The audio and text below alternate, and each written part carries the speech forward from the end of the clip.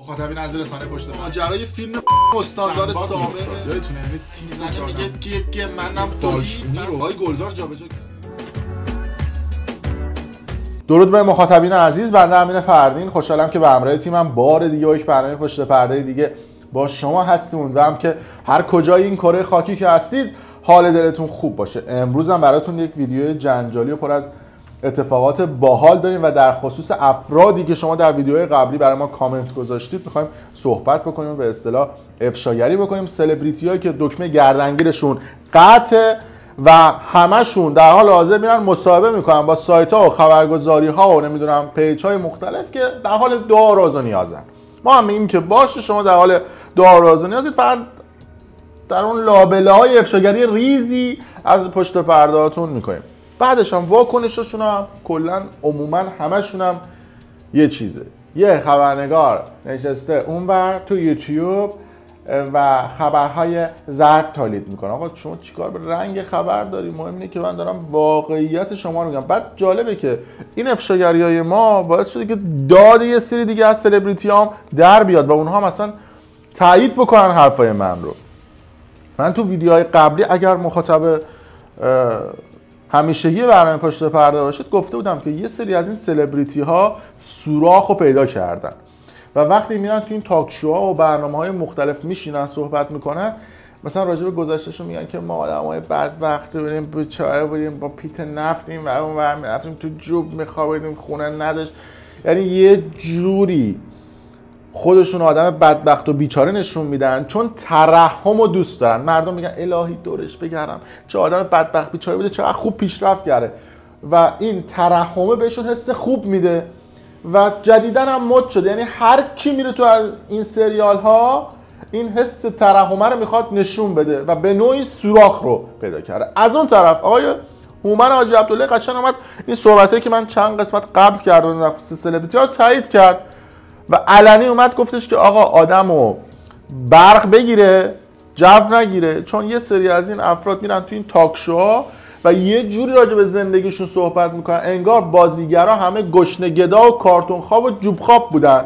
البته این صحبتاش اشاره به این مصاحبه چند وقت پیش آقای کامران تفتی بوده، مثل سایر افراد دیگه مثل آرمان درویش و سایر برابچه دیگه که ما راجبشون صحبت کردیم که یه مصاحبه کرده بود با رامبد جوان و گفته بود که آره من نمیدونم بغل میدون آزادی میخوابیدم و چه نکته بگم قبل از اینکه این ویدیو رو پخش بکنم و این واکنش هومن حاجی عبداللهی رو ببین.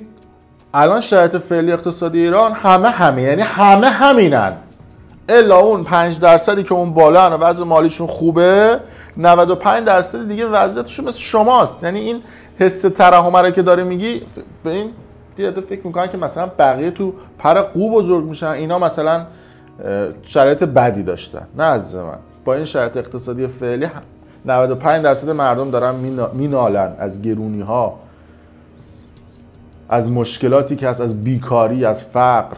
برای همین یه عده اصلا جرئت نمیکنن ازدواج بکنن. بعد میان بلاگرها رو برمی‌دارن میبرن توی جلسات مختلف که ازدواج آسان رو انجام بده. بریم بشنویم این صحبت‌های آقای کامران تفتی رو که چجوری میخواد این حس ترحم و این حس این که آره من بدبخت بیچاره بودم اینا رو تو مردم روشن بکنه. ببینید سختم داشتی تو زندگیت؟ خیلی. بی پولی؟ خیلی. چجور؟ در چه حد؟ در حدی که من یک دور میدون آزادی مجبور شدم که شب بخوابم. و این آرزوهای بزرگی که میگه تو سرم میگفتم یک روزی در این میدون تمام پلیس ها و گارد حفاظتی وامیستن میبندن اینجا رو چون من قراره بیام توی این میدون.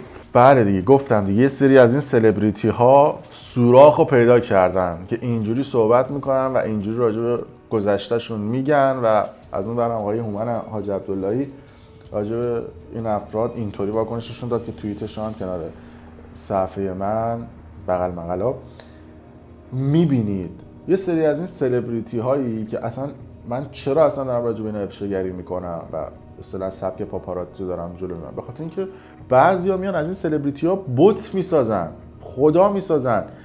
یعنی اون قیافه طرف رو توی کنسرت ها میبینن به عنوان اینکه مثلا فلان سلبریتی خواننده است، یا قیافه فلان بازیگر رو میبینن تو فلان سریال و نمیدونم فیلم سینمایی، فکر میکنن طرف خداست، ازش خدا میسازن. همیشه گفتم بازم میگم و تکرار خواهم کرد، 10 دقیقه با این سلبریتی ها بشین صحبت کنین کلا اصلا این تفکراتتون میره یه جای دیگه. 90% صنعت سینمای ایران همشون در حال کوک و گل و تریاک و مواد و دختربازی و زنبازی این چیزاست. برید تو سینما ایران میبینید 10% سینما ایران پاک و تمیزه. خدا رحمت بکنه ناصر عبداللهی رو که میگفتش که به اندازه قد و قواره سلبریتی ها بهشون احترام بذارید که جوگیر نشن، که همونا بیان واسه خودتون کلاس بذارن، حس مثلا خدا بهشون دست بده. بریم ببینیم این صحبت‌های مرحوم ناصر عبداللهی رو. آهای مردم خوب، به هنرمندا فقط قد و قواره‌شون، به اندازه قد و قواره‌شون حرمت و احترام بذارید. مبادا تحویل گرفتن زیادی شما از هنرمندان ما یه چیزی بسازه که الکی واسه خودتون قمپوز در کنن. راستم میگه، همین سلبریتی ها میان واسه تون قمپوز در میکنن. همین سلبریتی هایی که وقتی میاد واقعیت رو راجبشون بگی به جای اینکه آقا بپذیرن و اصلاح بکنن، بدتر میکنن. یه سری هاشون هم با یه سری آدم هایی نمیدونم امنیتی و اطلاعاتی و جای مختلف هم در ارتباطن به واسطه معروفیتشون. هر کثافتکاری که میکنن با 4 تا تلفن و لابی و راند سرپوش میذارن روش، تمام میشه میره. تا دلتون هم بخواد امتیاز میگیرن از جای مختلف. مثلا احسان علیخانی رو جلوتر بشه، رامبد جوان برنامه خندوانه رو آورده مثلا به تدوینگر یا انیمیشن کار، میگه آقا دستمزد تو برای 1 سال توی این پروژه بخوای انیمیشن ها رو بزنی، و حال انیمیشن خیلی پرهزینه است، باید یه تیم سنگین داشته باشید. 200 میلیون تومنه، 50 میلیونش مال منه، 150 میلیونش مال شماست. اگر خواستی بیا من به عنوان تهیه کننده و امضا قرارداد باید امضا کنم. صدا بردا بیا اینجا، دستمزدت مثلا 300 میلیونه، 50 مال منه. نمیدونم تدارکات بیا اینجا، تیمی که میخوای بچینید 50 تاش مال منه، فلان چیز 100 تا مال منه. نمیدونم تدوینگر همینطور، نمیدونم عوامل اجرایی همینطور، تصویربردار همینطور. یه دفعه یه تیم 30-40 نفر است، از هر کدوم هم 50 میلیون تومان بگیره به عنوان حق دلالی که بیارتشون توی اون پروژه، ببینید چقدر پول میشه. وگرنه یه مجری تلویزیون تو صدا و سیما مگه حقوق چقدره که باید یه ماشین 50 میلیارد زیر پاش باشه؟ نمیدونم یه خونه 60 میلیاردی داشته باشه، مثال میزنم ها. مگه اینا چقدر در میارن به عنوان یه مجری؟ خب معلومه در پشت پرده فلان کار. اسپانسر میاد یا آقا قراردادت 100 میلیارده برای یه فصل، 2 میلیارد هم باید به من بدی که بیارم تو، وگرنه مثلا ستاره پشمک مربع الان باید بیاد داخل، ستاره خشتک مربع رو میارم داخل، اون تازه به جای 2 میلیارد 3 میلیارد بهم میده. اگر تو رو میخوای بیارم تو، بعد اینقدر به من پول بدی در پشت پرده، وگرنه من قبول نمیکنم که شما اسپانسر من باشی. این کارا رو میکنن که بعد اون ماجرای وام نمیدونم مؤسسه سامل الحجج و این چیزا پیش اومد که اگه یادتون باشه، ماجرای مهران مدیری و احسان علیخانی که اون پولا رو گرفته بودن، بعد اومدن گفتن نه ما نگرفتیم، ایشون گفت من میخوام شکایت بکنم، ایشون گفت من میخوام، اصلا قضیه هم فراموش شد. مردم هم که حافظه‌شون فراره و یادشون نمیاد این چیز، حافظه تاریخشون.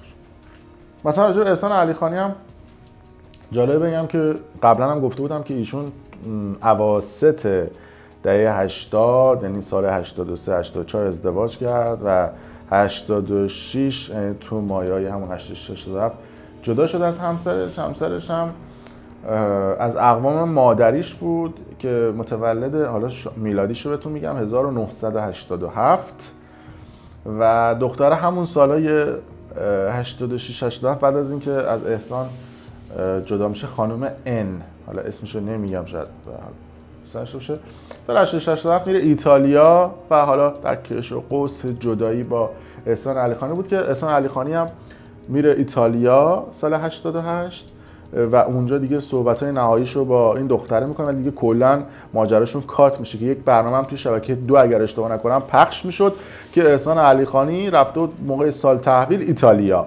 یعنی یکی از بهانه‌هاش برای رفتن به ایتالیا دیدن همین خانم سابقش بود که بعد از اون هم سنش اومد کوچیک کرد و اسم این خانومه رو از توی شناسنامه‌اش در آورد. این ویدیویی که الان براتون پخش میکنم مال همون موقعی بوده که احسان علیخانی در کش و قوس همسر سابقش بود.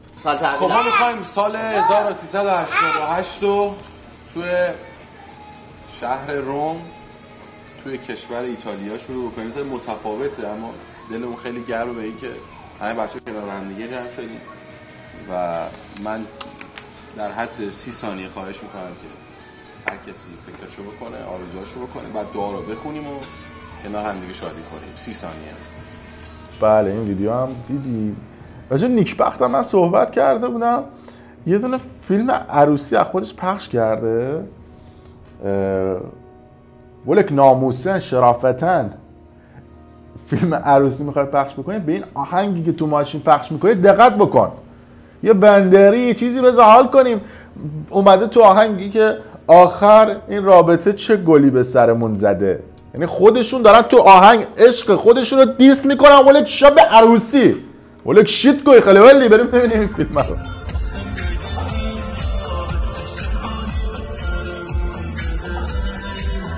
فوتبالیست مملکت ها. بله. راجع به سریال جیران هم بگم که سریال پربازیگری بوده ساخته آقای حسن فتحی که خیلی از دوستان صحبت کردن در خصوص توقف این سریال نمایش خونگی که کلا عموما دیگه صدا و سیما بعد این ساخت سریال اینا رو بذاره در کوزه آبش رو بخوره دیگه. همه رفتن تو پخش نمایش خانگی و آی فیلم و فیلمو. البته بدم نیستا. میدونید چرا؟ چون یه دونه نهاد ناظر هست به اسم ساترا که میاد فیلتر میکنه. ساترا یا همون کسایی که نهاد ناظرن کسایی که توی صدا و سیما جای دیگه اعضاشون هستن. از اون طرف آی فیلم و فیلمو هم جالبه که بعداً راجبشون افشاگری میکنن. ببینید چه پولهای میلیاردی اون پشت مشتا جابجا میشه و کیا پشت پردن. به وقتش توضیح میدم، یه برنامه کامل اختصاص میدم بهشون. اما خب به هر حال سریال جیران هم از این پلتفرما داشت آماده میشد که پخش بشه، ساخته آقای حسن فتحی. که سریال جیران اومدن گفتن که آقا یه سریالی بوده که فیلمنامه‌اش کپی شده و دزدی شده و برگرفته از یه سریال دیگه به اسم آهوی من مارال بوده که شکایت کشی میشه. جالبه بدونی که تو این سریال خانم پریناز ایزدیار بودن که این پریناز ایزدیار هم عجوبه یا یه مدت با پسر حسن فتحی دوست بود سر سریال شهرزاد. بعد از اون با پسر حسن فتحی کات کرد رفت با خود حسن فتحی. یعنی این قضیه نه تنها در جم تیوی قفله، در سریال های چیز هم قفله، هنوز باز نشده، براش تعریف نشده.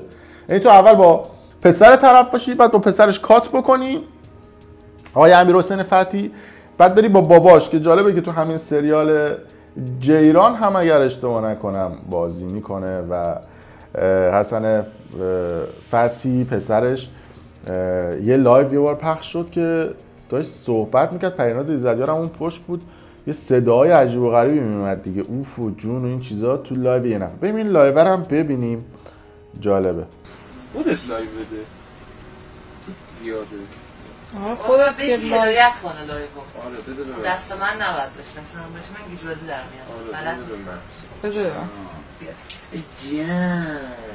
آخه اون اکیپ دیوانمون هم نیست، اصلا اونام بیان صداشون میکنم. البته الان لایو داره میره، صداتون هستا. صداتون هستا. نه واضح نه اونقدر نه. بابا خوبه بهت میگه بازم اثر نمیکنه. علی شفیعی دودان واقعا میام صدای پری بود. بله صدای خانم ایزدیار فوی. امشب چیز شدیم پری همش داریم لایو میذاریم. بله این ویدیویی که پخش کردم مال زمان سریال شهرزاد بود. حالا بگذاریم بعد از این سریال شهرزاد آقای حسن فتحی که گفتم دیگه با کیا نبوده توی ویدیو قبلی، اگر ویدیو قبل تر از اینا ببینید متوجه خواهید شد. توی کانال یوتیوب برنامه پشت پرده تمام ویدیو تو کانال پشت پرده است که با کتاین ریایی بود. این حالا حرف تکراری نزنیم، برسیم به قضیه این که اصلا چی شد این برنامه پخش سریال جیران متوقف شد. سال 99 اولین بار 1399 یه طرح دعوا صورت میگیره که تهیه کننده و نویسنده و کارگردان سریال آهوی من مارال میاد شکایت میکنه که آقای مهرداد غفارزاده به عنوان نویسنده و کارگردان این سریال پیشقدم میشه برای شکایت و میگه که این سریال جیران به نوعی کپی شده از سریال ما هستش. میان یه دونه داور مرزالطرفین تعریف میکنن سال 99 به اسم آیفیک کلمه بخش دومش بری آلمانیش بده که مخفف انجمن صنفی شرکت‌ها و مؤسسات فیلمسازی ایرانه. به عنوان داور مرزالطرفین بین عوامل سریال جیران و سریال آهوی من مارال موظف میشه که داوری انجام بده که توی اون داوری به سریال جیران گفته میشه که نباید تا 1 سال دیگه سریالی شبیه آهوی من مارال و جیران رو به انتشار برسونه، یعنی فیلمنامه نباید شبیه اون فیلمنامه بشه. فیلمنامه هم که مربوط به دوران ناصرالدین شاه بوده که موظف هم میشن که تمام بخشای مشابه رو هم حذف بکنن. یعنی ببینید یه فیلمنامه چقدر بخشای مشابه داشت. از اون طرف خب این قضیه مدتی ادامه پیدا میکنه و دعوا بالا میگیره که مهرداد غفارزاده میاد شکایتش رو میبره ساترا، همون سازمان تنظیم مقررات نمیدونم چی ارتباطات رادیویی تلویزیونی، تولید محتوای رادیو تلویزیون همچین چیزی، که 16 و 17 دی ماه قرار بوده که جلسه بذارن همین چند ماه پیش که حل و فصل بشه و جیران قسمت‌های مشابهش رو حذف بکنه و بعد از اون هم مجوز پخش داده بشه توسط ساترا. اما آقای اگر اشتباه نکنم عفیفه که تهیه کننده جیران بوده قبول نمیکنه این جلسه رو و نمیاد توی اون جلسه‌ای که ساترا گذاشته بوده که آقای غفارزاده هم به عنوان تهیه کننده سریال آهوی من مارال پرونده رو میبره دادسرای فرهنگ و رسانه و جالبه که پول عوامل جیران رو هم هنوز ندادن. حالا گفته شده که دعواشون حل و فصل شده و قراره که تا چند هفته دیگه سریال جیران مجوز پخش بگیره. حالا یه پولی دادن یا چیکار کردن توی دادگاه، اما دعوا رفته بوده دادسرای فرهنگ و رسانه. این هم تمام جزئیاتی بود که از این پرونده تا این لحظه به دست من رسیده. راجع به آرش استیلاف هم بگم که خب خیلی راجع به ایشون سوال پرسیدن ازم. یه پسری که حالا توی چین زندگی میکنه، چند تا فیلم سینمایی و سریال هم بازی کرده. آرش اسمش این جالبه دیگه، کلا این خانواده استیلاف یعنی هر بچه میزان و هر بچه‌ای رو به دنیا میارن اسمشون رو عوض میکنن. یعنی اسمشون تو شناسنامه یه چیزه، تو واقعیت یه چیز دیگه صداشون میکنن. تو شناسنامه اسمشون رو مذهبی میذارن، مثلا محمد جواد، ابوالفضل، زهرا، فاطمه، و تو واقعیت مثلا اسم خودشون رو عوض میکنن، میگن اسمشون رو میکنن مثلا پارمیدا، نمیدونم آرش، نمیدونم از این اسمایی که هست. و این خانواده استیلاف از اون خانواده ها، شاید اطراف خودتون دیدید دیگه، بعضیا 2-3 اسم که اسمش محمد جواد استیلافه. تو سن 17 سالگی خانوادهش میفرستنش چین که سربازی نره، میفرستن چین که اونجا درس بخونه اینا. پدرش اسمش یعقوبه که عضو اتاق بازرگانی ایران و چینه و از اون گندهای تو اتاق بازرگانی تو کار فولاد هم هست دیگه. چین و ایران هم خودتون میدونید دیگه چه رابطه‌ای با هم دیگه دارن. اهل گیلان روستای رحیم آباد که زمان انقلابی که صورت گرفته 40 سال پیش، یه سری از این گروهک‌ها بودن که طرفدار سیستم پهلوی و جای مختلف بودن. میگفتن که این آدم فروشی کرده بوده، یعنی آدمای پهلوی و اینا رو فروخته بوده و اون موقع متوجه میشن، میریزن تو خونش و حمله میکنن تو خونش به عنوان که کسی بوده که آدم فروش اینا میکرده. یه زن داشته به اسم خانم انیس نوری که اونجا زنش رو میکشن، یعنی حالا به عنوان شهید حساب میشه بعد از انقلاب، به خاطر اینکه گروهک‌های قبل از انقلابی بودن. و یکی از بچه‌های زن اولش چون 2 تا زن گرفته بود تو دستش دختر تیر میخوره که اسم یکی از بچه‌هاش ابوالفضل بوده که جالبه اسم خودش از ابوالفضل به امید تغییر میده. یکی دیگه شون اسمش زهرا بوده که مادرشون که فوت میکنه بابا اون موقع از راه توالت خونه فرار میکنه. تو خونه بوده چون میخواستن بگیرن بکشنش. از راه توالت خونه فرار میکنه، خونه رو هم آتیش میزنن، همسایه‌ها میریزن تو خونه، بچه‌ها رو نجات میدن. بعد از اون میرن پرونده شهید و این چیزا رو میگیرن که خودشون رو میچسبونن به بالا مالا. زمان آقای عسکر اولادی اون موقع ایشون رئیس اتاق بازرگانی بوده، به ایشون نزدیک میشه. اون موقع هم خیلی زد و بند تو اتاق بازرگانی زیاد بوده، میتونه برای خودش حالا یه موقعیتی رو دست و پا بکنه. بعدها میره یه زن دوم میگیره بابای این آرش که 2 تا بچه میاره که یکی از بچه‌هاش اسمش رو میذاره محمد جواد اسلاف که بعد از اون عوض میکنه و خودش رو آرش میکنه که توی چین البته اسم خودش رو گذاشته آلاشی، چیزی که خودش گذاشته. و برید یه سری هم مثلا به پستش اینا بزنید، یه مقداری مثلا حرف از اسلام و خدا و امام و انقلاب و دعا و راز و نیاز و اینا میزنه. اوف نگم براتون که رفیقش هم مرتضی پولری گنجی و سردار آزمون و اینا همین 2 قلم کافیه برای اینکه شما بدونید از چه. برادرش ابوالفضل که گفتم دیگه اینا خانوادگی دیفالت دوست دارن اسمشون رو عوض بکنن، اسم خودش رو گذاشته امید. خیلی خوشش هم میچسبه مثلا به این سلبریتی ها و بازیگرا و جاهای مختلف و میفرستتشون چین پیش داداشه و اونم بهشون حال بده که برای ساخت ایران 2 که توی چین فیلم برداری میشد کلی پول دادن که این آرش توش بازی بکنه با گلزار امین حیایی. نشون موقعی که توی چین فیلم برداری ساخت ایران 2 داشت انجام میشد، امین حیایی و گلزار با دوست دختراشون رفت دادن. محسن کیایی هم هر شب با یه نفر اونجا حال و هول میکرد، دمش هم گرم. خونه‌ش هم توی تهران وقتی میاد تو تهران، تو برج تهران بال بی همسایه محسن کیایی هم هست که جالبه برادرش هم یه دونه دختر 18 ساله بزرگ داره و مدام توی ویچت و جای مختلف تو چین دنبال برادرها و دخترها بود.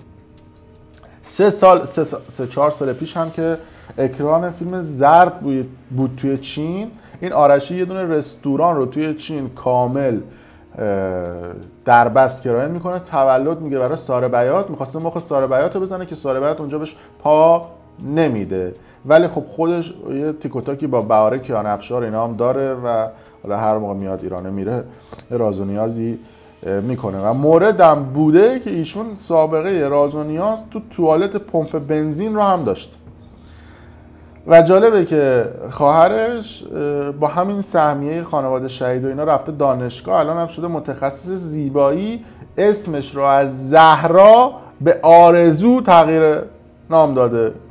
آرزو استیلاف که همون زهرای خودمونه که همین زهرا یه مدت رفته با یه مرد زندار ریخته بود رو هم که این مرد نزدیک به بیت رهبری بوده و این آدمای پولدار مولدار بوده. یه دونه طرف مثلا از اون کارخونه دارا بوده، یه دونه پنتهاوس هم تو زعفرانیه داشته که با زنه با مرده که دوست میشه، مرده قرار بوده که زنشو طلاق بده، نمیده، سر همین قضیه دعوا و گیس و گیس کشی میشه، زنه از خونه مرده هدایتش میکنه به بیرون و برادرش هم که بهتون گفتم متولد 1358 فکر کنم هولوش 42 سالش و دختره 21-2 ساله میچرخه. یه نکته هم بگم برای این در خصوص آرش تا همینجا کافی باشه. اگر شما سوژه‌ای داشتید را خواستید که راجع به کسی صحبت بکنید، سندی داشتید، فیلمی داشتید، عکسی داشتید، به این آیدی که این پایین گذاشتم بفرستید. مستقیم من خودم چک میکنم، فایل صوتی، عکس، چیزهای مختلف هم داشته باشید به من دایرکت بدید، من خودم مستقیم چک میکنم.